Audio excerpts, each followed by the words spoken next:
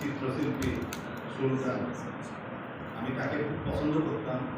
আমাদের বাংলাদেশে যে ক্রিকেটারদের একজন বিখ্যাত ক্রিকেটার ছিলেন, ক্যাপ্টেন ছিলেন, তার জায়গা ওখানে মাগুরায়।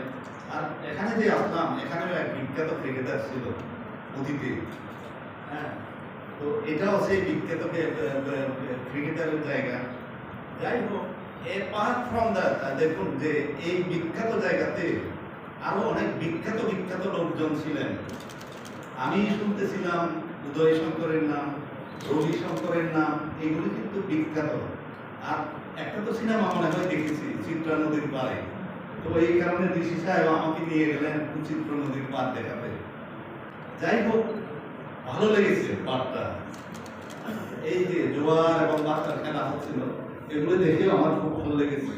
জীবনের প্রথম আশা বলে এই যে জায়গা থেকে আরেকটু ভালোভাবে দেখে যেতে পারলে খুবই ভালো লাগতো। আপনাদের প্রত্যেকটা বক্তার একটা জিনিস পেলাম, সেটা হচ্ছে কমিটমেন্ট। যে কি কমিটমেন্ট, আপনারা কমিটমেন্ট দিচ্ছেন যে এই আগামী 12 তারিখে যে ইয়েটা হবে, আমি কিন্তু ভোট নিয়ে কথা বলতেছি না, আমি গণভোটটা নিয়ে কথা বলতেছি।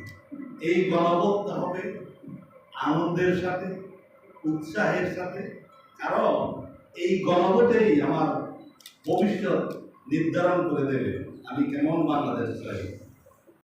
করতেও পারি না, কিন্তু তা সত্ত্বেও আমরা চিন্তা করলাম যে এই দেশটাকে কিছু করে দিয়ে যেতে হবে। যার স্বপ্ন স্রষ্টা হচ্ছে 24শে বিপ্লবের যে আমাদের ইয়াং জেনারেশন, যারা বৈষম্য বিরোধী একটা আন্দোলন করেছিল, তাদের প্রতি আমার সশস্ত্র আমার শ্রদ্ধা, বীরদের প্রতি আমার শ্রদ্ধা, শহীদদের প্রতি শ্রদ্ধা জানাই। 24শে বিপ্লবে যারা শহীদ হয়েছে, সাথে সাথে আমি শ্রদ্ধা জানাতে চাই 71-এর মহান মুক্তিযুদ্ধে যারা প্রাণদান করেছিল এবং এই দেশটাকে সৃষ্টি করেছিল, তাদেরকে প্রত্যেককেই আমি শ্রদ্ধা জানাই। এবং ওই সময়ে যারা বিভিন্ন লেভেলে, বিভিন্ন স্টেজে এই দেশটাকে বিনির্মাণে সহায়তা করেছে, ভূমিকা রেখেছে, প্রত্যেককে আমার সশস্ত্র শ্রদ্ধা।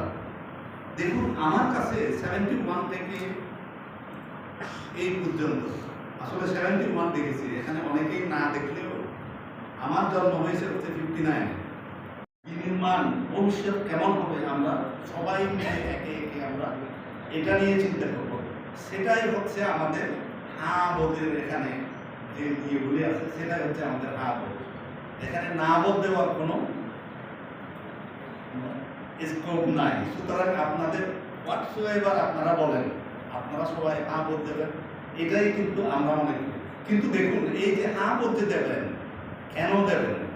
আপনারা চিন্তা করতেছেন সংবিধান নিয়ে, আপনারা চিন্তা করতেছেন নির্বাচন ব্যবস্থা নিয়ে, আপনারা চিন্তা করেন বিচার ব্যবস্থা নিয়ে, আপনারা চিন্তা করেন জনপ্রশাসন নিয়ে, পুলিশ প্রশাসন নিয়ে এবং দুর্নীতি নিয়ে, এছাড়াও অন্যান্য যত কিছু আছে, এগুলিকে প্যারামিটার করে দেশকে কিভাবে এগিয়ে নিয়ে যাওয়া যায়, এটা নিয়েই তো আপনাদের চিন্তা, এটা নিয়েই আমাদের চিন্তা, এবং এটা নিয়েই তো আমরা গত 18 মাস চিন্তা করলাম, যার পরিণতি আমরা গতিয়ে দিতে যাচ্ছি 12 তারিখ। সুতরাং 12 তারিখটা হচ্ছে আপনাদের ব্যক্তিগত। আপনারা 12 তারিখে নিজের ব্যক্তিগত ছাড়াও আরেকটা ইনডাইরেক্ট ব্যক্তিগত আপনারা পাবেন, সেটা হচ্ছে আপনাদের পার্লামেন্টারিদেরকে আপনারা ভোট দেবেন, আপনার প্রতিনিধি হবেন, এবং ওই প্রতিনিধিকে আপনাদের দেখতে হবে যে পার্লামেন্টে গিয়ে উনি এখন কিন্তু সব ক্যান্ডিডেটরা ভালো ভালো প্রবেশ করতেছেন। প্রদানের জন্য ধন্যবাদ। মতবিনিময় সভায় এই পর্যায়ে অতিথিবৃন্দের মূল্যবান বক্তব্য প্রদানের পালা। প্রথমেই জেলা নির্বাচন অফিসার জনাব মোহাম্মদ আব্দুল গণভোটের প্রচার ও ভোটারদের মধ্যে উদ্বুদ্ধকরণ সভায় আজকে সম্মানিত প্রধান অতিথি রাষ্ট্রদূত অবসরপ্রাপ্ত জনাব সুপ্রদীপ চাকমা, মাননীয় উপদেষ্টা পার্বত্য চট্টগ্রাম বিষয়ক মন্ত্রণালয়, সম্মানিত সভাপতি, সম্মানিত জেলা প্রশাসক এবং এই গণভোটের সম্মানিত রিটার্নিং কর্মকর্তা এবং সম্মানিত সুধীজন, আসসালামু আলাইকুম। এবারের গণভোট একটি বিশেষ বৈশিষ্ট্যপূর্ণ নির্বাচন এবং ঐতিহাসিক নির্বাচন বলা যায়। আমরা তাকে একটা কি বলে তুলে বসতে দিয়েছিলাম, তারপর ওনাকে পানি খাওয়াই রান করে রাস্তাতে তুলে দিয়েছি আমরা, উনি যেন ইন্ডিয়াকে চলে যেতে পারেন। এই ক্যারাভ্যানটা পুরো জেলায় চলবে, পুরো দেশে চলতেছে। এবং আপনারা আবারও বলি, আপনারা নিজেরাও চিন্তা করুন, আপনাদের ভোট দিতে হবে এবং এই ভোট দেওয়াটাই আসল জিনিস। ধন্যবাদ আপনাদের সবাইকে। আসসালামু আলাইকুম। ধন্যবাদ স্যার। স্যার একটা অনুরোধ করবো স্যার, আমাদের জনমত বক্সে একটা ভোট দিতে স্যার, গণভোটের পক্ষে অথবা বিপক্ষে স্যার আপনি একটা ভোট দেবেন স্যার। জি স্যার, জি স্যার, গণভোটের জন্য স্যার ভোট দেবেন। এত সামনে যায় না, সবাই পিছনে তুলতে পারে না। এই পিছিয়ে দাঁড়ান।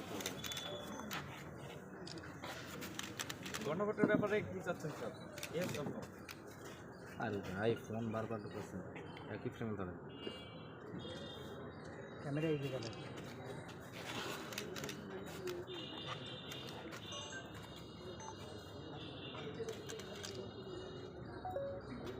যে প্রশ্ন করছেন ধন্যবাদ স্যার। আসসালামু আলাইকুম।